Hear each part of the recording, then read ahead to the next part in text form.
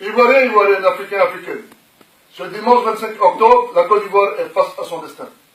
Oui, Alassane Ouattara organise en effet un référendum, une grande mascarade à la fraude. Alassane Ouattara veut réitérer son macabre exploit de 2010 où il a envoyé les Ivoiriens au mouroir, à l'abattoir. Nous disons non. Nous disons non et nous appelons les Ivoiriens, conformément à l'appel de tous les partis politiques et du Front populaire ivoirien, à s'abstenir d'aller voter, à boycotter massivement ce scrutin et d'empêcher par tous les moyens légaux que ce scrutin se tienne. Oui, Moubarak est tombé, Mobutu Sese Seko est tombé, Ben Ali est tombé, et tout près de nous, Blaise Compaoré, ce grand tyran, ce grand dictateur de l'Afrique de l'Ouest est tombé, de par la volonté du peuple. Nous croyons en la victoire du peuple, nous croyons en la détermination du peuple. Quant au combat engagé pour la libération du président Laurent Gbagbo et de tous les prisonniers politiques et militaires. Chers amis, chers parents, Blaise Boudia est encore en prison. La première dame Simone Gbagbo est encore en prison. Lida Kwasi Moïse est encore en prison. Aswadou est encore en prison. Hubert Oulaye est encore en prison. Kwa Justin est en prison. Daï Nechon est en prison. Tous nos amis sont encore en exil. Tous les ministres du gouvernement du président Laurent Gbagbo sont encore en exil. Vous devez penser à eux.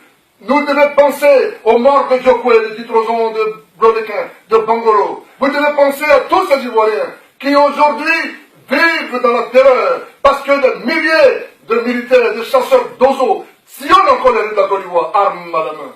Oui, nous ne devons pas aller à ce scrutin. Nous ne devons pas encore mettre en danger la vie de nos populations. Nous devons rester dignes. Nous devons rester dignes jusqu'à la libération du président Laurent Gbagbo et des prisonniers politiques. Oui, on ne peut pas aimer son pays et vouloir que son pays soit en guerre. Mais nous disons encore une fois de plus que les conditions ne sont pas réunies pour qu'il y ait des élections en Côte d'Ivoire. Oui, toutes les conditions sont cependant réunies pour qu'Alassane Ouattara récidive, pour qu'Alassane Ouattara réitère son macabre espoir de 2010 où il a envoyé les Ivoiriens au mouroir, où il a envoyé les Ivoiriens se faire massacrer par les FPRCI et les supplétifs d'Ozo. Et c'est pour cela que réunis, nous disons non à ce vote.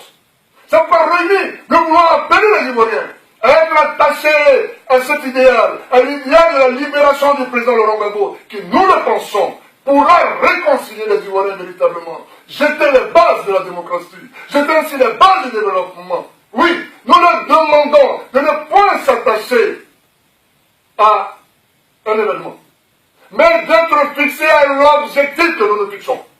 Et cet objectif, c'est le retour sécurisé de nos exilés, la restitution de leurs biens, c'est enfin la libération de tous les prisonniers politiques et militaires, et du premier d'entre eux, le président Laurent Gbagbo. Chers amis, restons déterminés. Restons déterminés. Oui, car nous croyons à l'avènement d'une Côte d'Ivoire meilleure. Je vous remercie.